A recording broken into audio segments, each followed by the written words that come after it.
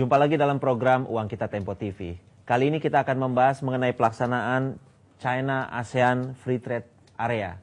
Ini adalah sebuah keputusan yang sudah diambil sejak beberapa tahun lalu bahwa mulai tahun ini, tahun 2010, semua negara-negara ASEAN dan juga China harus membuka pasar satu sama lain. Jadi tidak ada lagi hambatan fiskal dan lain sebagainya apabila produk dari China ingin masuk ke Indonesia atau sebaliknya dari Indonesia akan masuk China. Kita akan membahas mengenai apakah kebijakan ini merugikan atau menguntungkan bagi Indonesia.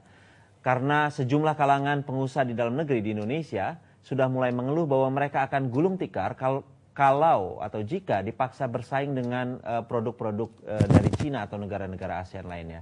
Bersama saya Andi Budiman yang akan menemani Anda dalam program Uang Kita Tempo TV.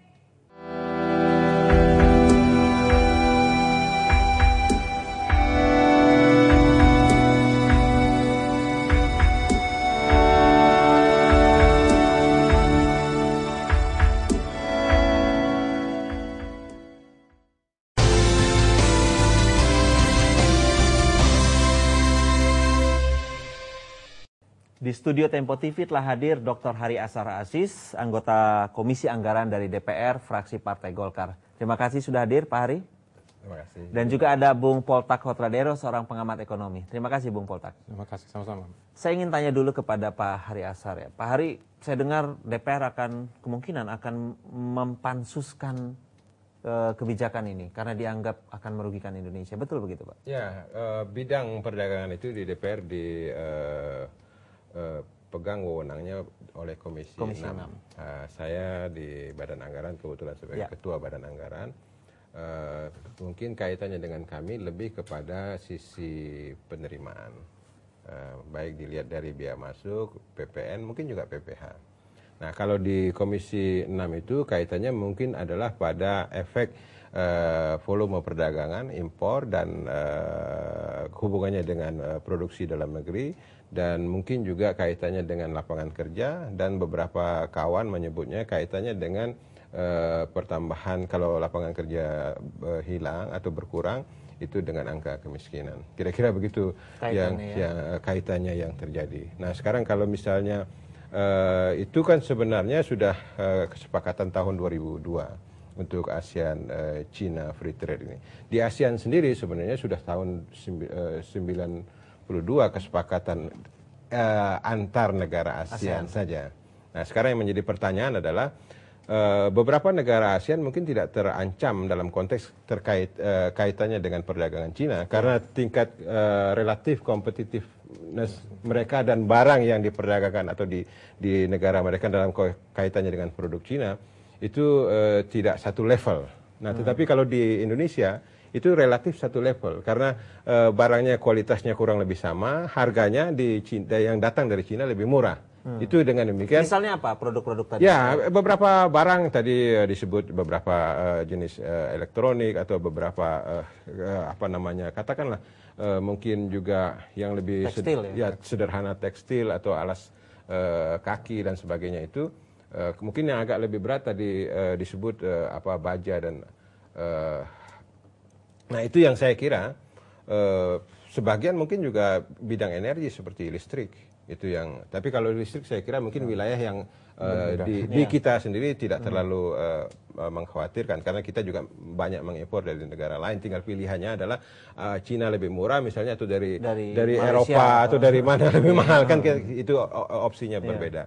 Nah, kalau seperti itu maka tingkat competitiveness-nya itu kita kurang lebih sama, masuklah kira-kira semacam low grade product competition begitu levelnya, tapi mereka lebih murah.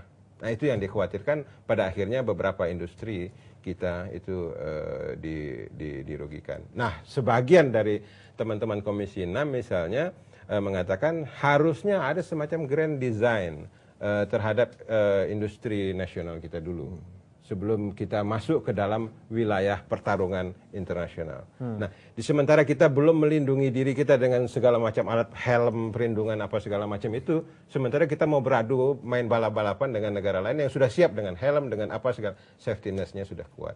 Itu ya saya kira pertanyaan-pertanyaan itu yang perlu dijawab oleh pemerintah. Oke, tapi masalahnya bukankah proteksi, artinya kemudahan-kemudahan bagi dunia usaha kita itu sudah berlangsung puluhan tahun, artinya diberikan oleh pemerintah. Kalau misalnya pertanyaannya sekarang kita belum siap, kapan kita akan siap? Saya setuju. Dulu misalnya soal isu yang dulu tahun-tahun 70-an istilahnya sebagai infant industry protection itu atau infant terus. Infant terus jadi pornografi sudah berapa puluh tahun kita menganggap bahwa industri kita masih industri bayi terus, kan tidak mungkin. Disusui terus oleh Nah, negara. yang menurut saya yang dirugikan dalam konteks kalau itu yang digunakan adalah konsumen. Nah, kalau dengan ASEAN-China Free Trade Arrangement ini berlaku, yang diuntungkan justru konsumen. Konsumen akan mempunyai pilihan barang lebih banyak dengan harga lebih murah. Konsumen itu rakyat kalau nggak salah. Bung Poltak, mungkin Anda punya komentar. Sebenarnya begini, yang sudah lebih dulu adalah free trade antara Australia dan Indonesia. Cuman ini justru nggak ada gaungnya sama justru sekali. Orang nggak mempermasalahkan. Jadi dengan free trade ini barang-barang dari Australia, masuk juga diantaranya ya mungkin sensitif ya, seperti daging dan lain-lainnya sebenarnya. Ini justru malah daging dan susu. Itu juga, tapi selain itu juga lapangan kerja. Jadi seperti misalnya ada keleluasaan untuk kemudahan manusia untuk bergerak. Nah, yang ini mungkin sisi yang saya juga heran kenapa dengan Australia tidak banyak dibahas. Kalau misalnya mungkin kalau susu lebih murah mungkin justru bagus, walaupun juga nanti impact-nya buruk terhadap peternak kita. Tapi balik lagi dengan Cina. Memang kalau kita lihat saat ini posisi Cina itu memang mereka kuatnya itu harga produk mereka bisa turun. Kenapa? Karena mulai dari hulu sampai ke hilir itu mereka punya komponen-komponen yang memang mungkin bisa dikompres harganya. Contoh, mereka bikin mesin sendiri. Sehingga mereka punya bahan baku, banyak kan mereka punya, kemudian juga mereka punya tenaga kerja. Nah, kemudian mereka punya pelabuhan yang besar, mereka punya metode financing, mereka punya insentif buat masuk ke seluruh dunia. Nah, untuk menjual ke seluruh dunia. Cuma memang pas waktu kemarin itu krisis ekonomi, negara-negara maju, tentu saja demandnya, konsumennya akan turun. Nah, sebenarnya yang sekarang ini terjadi, kenapa menjadi seperti ancaman, bahwa Cina harus menemukan konsumen baru untuk produk yang semikian banyak. Karena udah bikin banyak, mau dikemanain barangnya, ya, gitu betul. kan. Nah, ini yang menjadi masalah cukup serius gitu, karena sebenarnya bukan cuma Indonesia saja yang ketakutan, ya seperti Eropa saja yang kalau kita cukup besar ya, ekonomi Eropa yang cukup besar merasa keberatan. Tetapi kembali lagi saya setuju juga bahwa kita sudah memberi fasilitas lebih banyak kepada industri. Kemudian istilahnya infant kok ya ketuaan buat jadi infant. Nah, tetapi ada satu poin memang mungkin juga membedakan. Kenapa produk Cina misalnya bisa masuk sampai Jakarta dengan harga relatif murah, sementara dari daerah lebih mahal karena terkait dengan infrastruktur. Ini yang sebenarnya perlindungan terhadap industri kita itu cuma setengah-setengah, dilindunginya ya dibiarin tetap kecil dan bukan tidak tetap kecil, tetapi bahwa sarana pendukung terhadap itu kekurangan listrik, kekurangan jalan raya, kekurangan pelabuhan, sarana pelabuhan. Itu problem yang sangat serius. Kita masih akan terus berlanjut tetap dalam program Uang Kita Tempo TV.